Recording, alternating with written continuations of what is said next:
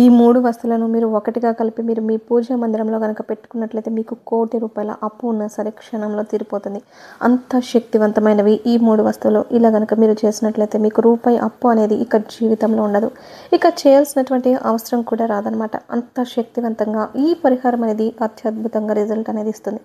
ఎంతోమంది కూడా ఈ పరిహారాన్ని చేసి ఫలితాన్ని పొంది ఉన్నారు. కాబట్టి మనం ఏంటంటే ఒక్కసారి మన గ్రహస్థితి బాగోక మన పరిస్థితులు అనేవి అనుకూలించినప్పుడు ఏంటంటే వెనుకమాల కొంత ఆస్తి ఉన్నప్పటికీ అప్పు చేయాల్సినటువంటి పరిస్థితి కొంతమందికి ఉంటుంది. కొంతమందికి ఏమీ లేక అనుకోకుండా ఏంటంటే కొన్ని ఖర్చులు అనేవి మీద పడుతూ ఉంటాయి. ఆరోగ్యరీత్యా లేదా కుటుంబ రీత్యా కావచ్చు. ఇలా ఏంటంటే అసలు మన ప్రమేయం లేకుండానే మనం అప్పులు చేయాల్సినటువంటి పరిస్థితి అనేది వస్తూ ఉంటుందన్నమాట. అప్పుల ఊపిలో కూరుకుపోతూ ఉంటారనమాట. అప్పు చేసిన దగ్గర నుంచి ఏంటంటే ఆ మనిషికి ప్రశాంతంగా నిద్ర పట్టదు. ఎందుకంటే అప్పు ఒక్కటైతే పట్టించుకోము, కానీ అప్పులకు కట్టే వడ్డీలు ఉంటాయి చూడండి. నెల ప్రతిరోజు కూడా వారి ఇంటి చుట్టూ వచ్చి తిరిగి వెళ్ళడం, నెల వడ్డీలు కట్టడం, తీసుకున్న దానికన్నా కూడా ఈ వడ్డీల రూపంలో ఎక్కువ ధనాన్ని మనం ఖర్చు చేయడం, ఇలా ఏంటంటే మనశ్శాంతి అనేది కరువైపోతూ ఉంటుందన్నమాట. కాబట్టి అలాంటి నిప్పు లాంటి అప్పును తీర్చుకోవడానికి ఈ పరిహారం అనేది చాలా శక్తివంతంగా ఉపయోగపడుతుందన్నమాట. ఇలా మీకు ఎంత అప్పున్నా సరేనండి, అది ₹1,00,000 కావచ్చు, 5,00,000, ₹1,00,00,000 అవ్వచ్చు. ఇలా ఎన్ని కోట్లైనా సరే, ఎన్ని లక్షలైనా సరే, 10,000 అయినా సరే, ఆఖరికి 10,000 ఎంత అప్పు ఉన్నా సరే మీరు చక్కగా ఈ పరిహారం అనేది చేసుకోండి. మీ అప్పంతా కూడా శుభ్రంగా తీరిపోతుందనమాట. ఇది ఎలా చేయాలి అంటే వీడియో పూర్తిగా చివరి వరకు వింటే మీకు మొత్తం కూడా చక్కగా అర్థమవుతుంది. అలాగే వీడియోకి లైక్ ఇచ్చి సపోర్ట్ చేయండి. ఈ పరిహారానికి కావాల్సింది పసుపు రంగులో ఉండేటటువంటి ఆవాలు. అంటే మనకి మామూలుగా ఆవాలు ఏంటంటే 2 రకాలు ఉంటాయి. నలుపు రంగులో ఉండే ఆవాలు, అలాగే పసుపు రంగులో ఉండేటటువంటి ఆవాలు అనమాట. కానీ ఇక్కడ ఈ పరిహారానికి పసుపు రంగులో ఉండేటటువంటి ఆవాలు కావాలి. పసుపు రంగులో ఉండే ఆవాలు లక్ష్మీదేవికి ఎంతో ఇష్టమైనటువంటివి. అలాగే కుబేరునికి కూడా ఎంతో ఇష్టమైనవి ఈ పసుపు రంగు ఆవాలు. ధనానికి అధిపతి కుబేరుడు, అలాగే దానికి ఆది దేవత లక్ష్మీదేవత. కాబట్టి వీళ్ళిద్దరికీ కూడా ఎంతో ప్రీతికరమైనటువంటి ఈ పసుపు రంగు ఆవాలు. ఈ ఆవాలు వచ్చేటప్పటికి మనకి మార్కెట్లో ఎక్కడైనా దొరుకుతాయండి. మనకి సరుకులు తీసుకొచ్చుకుంటూ ఉంటాం కదా, అలాంటి కొట్లలో ఎక్కడైనా సరే పసుపు రంగు ఆవాలు వంటివి ఉంటాయన్నమాట. ఈ పరిహారానికి వచ్చేటప్పటికి మీకు 150 గ్రాములు లేదా 100 గ్రాముల ఆవాలు తీసుకుంటే సరిపోతుంది. అలాగే పసుపు రంగు ఆవాలు తీసుకొచ్చుకోండి. ఈ పసుపు రంగు ఆవాలకు ఏంటంటే పవర్ అనేది చాలా చాలా అధికంగా ఉంటుందన్నమాట. ఇందులో అతీంద్రియ శక్తులు అనేవి చాలా ఎక్కువగా ఉంటాయి. మనం నలుపు రంగు ఆవాలు ఏంటంటే కొన్ని రకాలైనటువంటి దోషాలను తీసేయడానికి ఉపయోగించుకుంటూ ఉంటాం. కానీ ఈ పసుపు రంగు ఆవాలు ఏంటంటే మనకి సమస్య అంతా కూడా క్లియర్ అయిపోయి, అంటే చెడు అంతా కూడా పారిపోయి మనకు మంచిని తీసుకొచ్చి పెట్టడానికి, జీవితంలో అప్పులు కష్టాలన్నీ తీర్చి మన జీవితం సుఖంగా సంతోషంగా ఉండడానికి ఈ పసుపు రంగు ఆవాలు అనేవి చాలా బాగా పనిచేస్తాయన్నమాట. పసుపు అంటే ఎంతో పవిత్రమైనది. పసుపు అంటే ఎంతో శుద్ధి అనమాట. అలాంటి పసుపు రంగులో ఉండేటటువంటి ఆవాలు అంటే లక్ష్మీదేవికి ఎంతో ప్రీతికరమైనవి. వీటికి శక్తి అనేది రెట్టింపుగా ఉంటాయన్నమాట. అంటే శుభానికి గుర్తుగా మనం ఈ పసుపు రంగు ఆవాలని చెప్పుకోవచ్చు.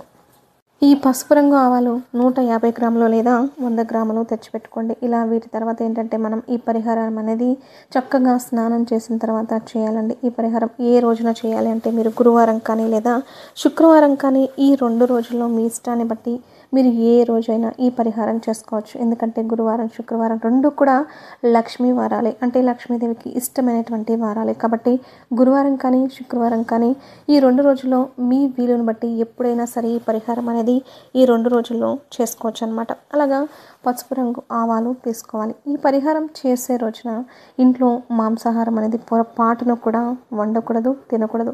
ఎందుకంటే నియమాలు అనేవి తప్పక ఆచరించాలి. నియమ నిష్టలతో చేసేటటువంటి పని వల్ల మాత్రమే మనకు ఫలితం అనేది వస్తుందన్నమాట. అలాగే నలుపు రంగు బట్టలు కూడా అస్సలు ధరించకూడదు. వాకిల్ని చాలా శుభ్రంగా ఉంచుకోవాలి. ఇంటిని శుభ్రంగా నీటితో తుడుచుకోవాలి. అలాగే పసుపు నీటిని కూడా కాస్తంత చల్లుకోవాలి. ఇంట్లో లక్ష్మీదేవికి పూజ చేసుకోవాలి. మీకు అవకాశం ఉండి కుదిరిన దాన్ని బట్టి లక్ష్మీదేవికి పూజ చేసుకొని ఈ పరిహారం అనేది మొదలు పెట్టుకుంటే మీకు ఫలితం అనేది అత్యద్భుతంగా వస్తుందండి. మీకు అప్పు చక్కగా తీరిపోతుందనమాట. శుభ్రంగా రూపాయి అప్పు అనేది లేకుండా తీరిపోయి ఇంకా మీరు కోట్లు సంపాదించుకునేటటువంటి అవకాశాన్ని ఈ పరిహారం తెచ్చిపెడుతుంది. కాబట్టి చక్కగా ఇలా నియమాలతో చేయాల్సి ఉంటుందన్నమాట. ఇక అలా చేసిన తర్వాత ఈ ఆవాలతో పాటుగా ఇంకొక రెండో వస్తువు వచ్చేటప్పటికి ఏంటంటే యాలకులు. యాలకులు కూడా మనకు కావాలి. ఈ యాలకులు వచ్చేటప్పటికి 6 లేదా 11 యాలకులు తీసుకోవాలన్నమాట. 6 యాలకులు అంటే శుక్ర భగవానుడికి ఎంతో ఇష్టం అనమాట. 6 అనే సంఖ్య అంటే శుక్ర భగవానుడికి సంబంధించినటువంటి సంఖ్య, అంటే లక్ష్మీదేవికి సంబంధించినటువంటి సంఖ్య అనమాట. 6 అంటే చాలా లక్కీ నెంబర్గా మనం చెప్పుకోవచ్చు. అదృష్ట సంఖ్యగా కూడా చెప్పుకోవచ్చు అనమాట. అలా 6 అయినా తీసుకోవచ్చు లేదా 11 యాలకులైనా సరే తీసుకోవచ్చు అనమాట. 11 అనే సంఖ్య కూడా చాలా కలిసి వచ్చేటటువంటి నెంబర్ అనమాట. కాబట్టి 6 లేదా 11 ఆకుపచ్చ రంగులో ఉన్నటువంటి యాలకులు మాత్రమే తీసుకోవాలి. ఎండిపోయినటువంటి యాలకులు మనం పొరపాటున కూడా తీసుకోకూడదు. మీ ఇంట్లో ఉండి అంటే ఫ్రెష్గా ఉండి ఆకుపచ్చ రంగులో ఉండే యాలకులను మీరు వాడుకోవచ్చు. ఇంకా కాదు 11 అని కాదు, 27 అంటే 27 నక్షత్రాలకు సంబంధించిందనమాట. 27 అనే సంఖ్యను కూడా చాలా మంచిది అంటారు. ఇలా మీరు ఎక్కువ తీసుకోగలిగితే ఇంకా మంచిది. ఇలా మీ ఇష్టాన్ని బట్టి 6 లేదా 11 లేదా 27 యాలకులను ఈ పరిహారానికి తీసుకోవాల్సి ఉంటుంది. ఈ యాలకులు సువాసన ఏంటంటే లక్ష్మీదేవి ఎంతగానో ఇష్టపడుతుందన్నమాట. యాలకుల సువాసనకి ఆ తల్లి ఎక్కడున్నా కూడా వెతుక్కుంటూ మరి మన ఇంటి లోపలికి రావడానికి అవకాశం అనేది ఉంటుందన్నమాట. కాబట్టి లక్ష్మీదేవి తల్లిని ఆకర్షించడానికి యాలకులు అనేవి తప్పనిసరిగా తీసుకోవాలి. ఇక మూడో వస్తువు వచ్చేటప్పటికి ఏంటంటే ముద్ద కర్పూరం అండి. ముద్ద కర్పూరం కానీ లేదా పచ్చ కర్పూరం కానీ ఈ రెండిట్లో ఏదో ఒకటి తీసుకోవాలన్నమాట. మనకి పచ్చ కర్పూరం అంటే లక్ష్మీదేవికి అలాగే విష్ణుమూర్తి కూడా ఎంతో ఇష్టం.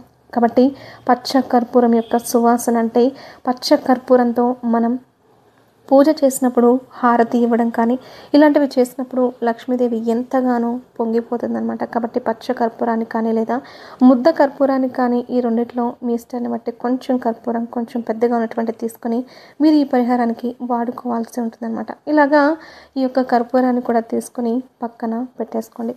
ఇవన్నీ తీసుకున్న తర్వాత మీరేం చేస్తారంటే ఒక గాజు బౌల్ తీసుకోండి. గాజు బౌల్ తీసుకొని అంటే ఇక్కడ గాజు అని ఎందుకు చెప్పుకున్నామంటే ప్రత్యేకంగా గాజు ఏంటంటే మనకున్నటువంటి దోషాలన్నిటినీ కూడా మనకున్నటువంటి సమస్యల్ని తీసేయడానికి చాలా శక్తివంతంగా ఉపయోగపడుతుంది అనమాట. పరిహారపరంగా గాజుకు ఎంతో శక్తి అనేది ఉంటుంది. చెడును తీసేయడానికి గాజు అనేది చాలా బాగా ఉపయోగపడుతుంది. కాబట్టి ఒక గాజు బౌల్ని అయితే తీసుకోండి. ఆ గాజు బౌల్లో ఏంటంటే మీరు ముందుగా తీసుకొచ్చుకున్నటువంటి 150 లేదా 100 గ్రాముల ఆవాలు పసుపు రంగులో ఉంటాయి కదండి, అవి వేసేయాలి. తర్వాత 11 లేదా 6 యాలకులను తీసుకొని అవి కూడా వేసేయాలి. వీటితో పాటుగా పచ్చ కర్పూరం ఉంటుంది కదా, ఈ పచ్చ కర్పూరాన్ని కూడా లేదా ముద్ద కర్పూరాన్ని మనం ఇక్కడ పెట్టేసుకోవాలన్నమాట.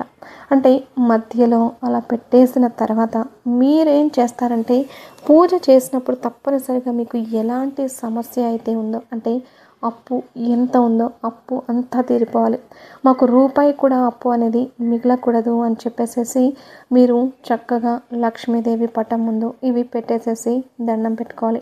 అలా పెట్టేసి అంటే ఒక రూపాయి అనేది కూడా మాకు మిగలకూడదమ్మా, జీవితంలో మేము అప్పు చేయాల్సినటువంటి పరిస్థితులు మాకు తెప్పించకు, మాకు కలుసుబాటునివ్వమ్మా తల్లి, మేము ఇంకా డబ్బు సంపాదించుకుని మార్గాలను మాకు చూపించు, ఒకరి దగ్గర నుంచి అప్పు తీసుకునే స్థాయి నుంచి మేము ఒకరికి అప్పిచ్చే స్థాయికి మమ్మల్ని పెంచేలా చేయమ్మా, నీ కరుణా కటాక్షాలు మా మీద చూపించమ్మా అని చెప్పేసి ఆ తల్లి ముందులా అంటే మీ పూజ గదిలో పెట్టుకోవాలి. మొత్తాన్ని కూడా తీసుకెళ్ళి అలా పెట్టేసి చక్కగా అక్కడ ఉంచేసుకొని మీరు రోజు పూజ చేస్తారు కదా, పూజ చేసినప్పుడు చక్కగా సాంబ్రాణి యొక్క పొగ అలాగే మనం హారతి ఇస్తాం కదా, హారతి ఇలాంటివన్నీ కూడా ఈ దీప ధూప నైవేద్యాలు మొత్తం కూడా మీరంటే ఆ బౌల్ కూడా చూపించాలన్నమాట. అంటే ఇలా సాంబ్రాణి ధూపం అలాగే హారతినివ్వడం ఇలాగా ఆ బౌల్ కూడా చూపించాలి. ఆ బౌల్ ఏంటంటే మీరు మొత్తం తీసుకెళ్ళి మీరు మీ పూజ గదిలో లక్ష్మీదేవి పటం దగ్గర ఒక మూలన పెట్టేసుకోండి.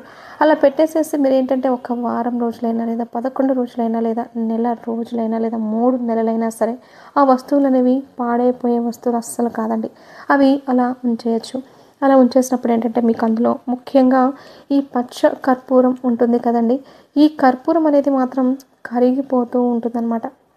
మీరు గమనించినట్లయితే కర్పూరం మనం మధ్యలో పెట్టుకున్నాం కదా, ఆ కర్పూరం మాత్రం అస్సలు కరిగిపోదనమాట. కర్పూరం ఎలాగైతే నిదానంగా కరిగిపోతూ ఉంటుందో మనకి అప్పు కూడా అలా తీరిపోతూ ఉంటుందన్నమాట. అప్పు తీర్చుకునేటటువంటి మార్గాలను ఆ తల్లి మనకు చూపిస్తూ ఉంటుందన్నమాట. ఇలా మీరు ఈ బౌల్ని వచ్చేటప్పటికి దాదాపుగా నెల లేదా 2 నెలలు లేదా 3 నెలల వరకు కూడా అలాగే ఉంచుకోవచ్చు అనమాట. మీకు ఫలితం వచ్చేటప్పటికి ఖచ్చితంగా వారం 10 రోజుల్లో ఫలితం అనేది వస్తుందండి. మీకు ఆ మార్పు కూడా మీకు చక్కగా అద్దం పెట్టినట్లుగా అర్థమవుతుంది అనమాట. మీకు ఖచ్చితంగా ఈ 3 నెలల్లో మొత్తం కూడా క్లియర్ అయిపోతాయి. ఇక తర్వాత మీరు ఈ 3 నెలల తర్వాత వీటన్నిటిని కూడా పచ్చకర్పూరం అంటే మనకి కరిగిపోతుంది. ఇక ఆవాలు, యాలకులు అనేవి మిగులుతాయి. మొత్తాన్ని కూడా తీసుకువెళ్ళి ఎవ్వరూ తొక్కని చోట ఏదన్నా పచ్చని చెట్టు మొదట్లో పోసేయండి, లేదంటే పారే నీటిలో పోసేయండి. ఇలా చేసి మీరు కావాలంటే మళ్ళీ ఇలాగే పెట్టుకొని ఆ బౌల్ని శుభ్రంగా కడిగేసేసి మళ్ళీ ఒకరోజు మీరు పెట్టుకొని పరిహారం అనేది చేసుకోవచ్చు. మనం ఇందాక చెప్పుకున్నట్టుగా గురువారం లేదా శుక్రవారం రోజున ఈ పరిహారం అనేది చేసుకోవాలి. మీరు ఇలా మీ ఇష్టాన్ని బట్టి నెల లేదా 3 నెలల పాటు 3 నెలల వరకు కూడా ఆ పూజ గదిలో ఆ బౌల్ ఉంచుకోవచ్చు అనమాట. ఇక తర్వాత తీసేసి మళ్ళీ మామూలుగా మీరు కావాలంటే కొత్తగా పెట్టుకోవచ్చు. ఇబ్బంది అయితే ఏమీ లేదండి. ఇలా చేసి చూడండి. ఎంత అప్పు ఉండి కూడా మీరు కుమిలిపోతుంటే, ఎందుకంటే నిద్ర అస్సలు పట్టదండి. అప్పు ఉంటే తిన్నా తినకపోయినా మనకి ఎలాంటి అప్పు అనేది రూపాయి బిళ్ళ కూడా లేకుండా ఉంటే ప్రశాంతంగా బ్రతుకుతామన్నమాట. అలా కాకుండా అప్పులు ఉంటే ఆ బాధ అనేది చెప్పేది కాదండి. ఎంతగానో కుమిలిపోతూ ఉంటారనమాట. ఎందుకంటే అప్పులు ఇచ్చిన వాళ్ళు కష్టపడిన సొమ్మే కాబట్టి వారు చాలా ఇబ్బందులు పెడుతూ ఉంటారు, రోజు అడుగుతూ ఉంటారనమాట. కాబట్టి మరీ అత్యవసరమైతే తప్ప జీవితంలో ఎప్పుడూ కూడా మీరు అప్పు చేయకండి. ధనాన్ని జాగ్రత్తగా వాడుకోండి, పొదుపు చేసుకోండి. అనవసరపు ఖర్చులు మీరు తగ్గించుకున్నట్లయితే ఇలా అప్పులు చేయాల్సినటువంటి పరిస్థితులు అనేవి రాకుండా ఉంటాయన్నమాట. కాబట్టి లక్ష్మీదేవిని మీరు జాగ్రత్తగా చూసుకుంటే ఆ తల్లి ఎప్పుడు కూడా మీ ఇంట్లో స్థిర నివాసం ఉంటుంది. కాబట్టి చక్కగా ఈ పరిహారం అనేది మీకు అతి అద్భుతంగా సిద్ధిస్తుందన్నమాట. ఇలా చేసామని చెప్పేసి ఎవ్వరికీ కూడా చెప్పవద్దు. ఎందుకంటే ఇవి రహస్య తాంత్రిక పరిహారాలండి. ఇలాంటి పరిహారాలు చెప్తే ఏంటంటే మన నోటి మాట రూపంలో శక్తి అంతా కూడా పోతుందన్నమాట. కాబట్టి ఇప్పుడు ఎవరికి కూడా చెప్పకూడదు. పరిహారం చేసినా చక్కగా ఇలా చేసుకోండి.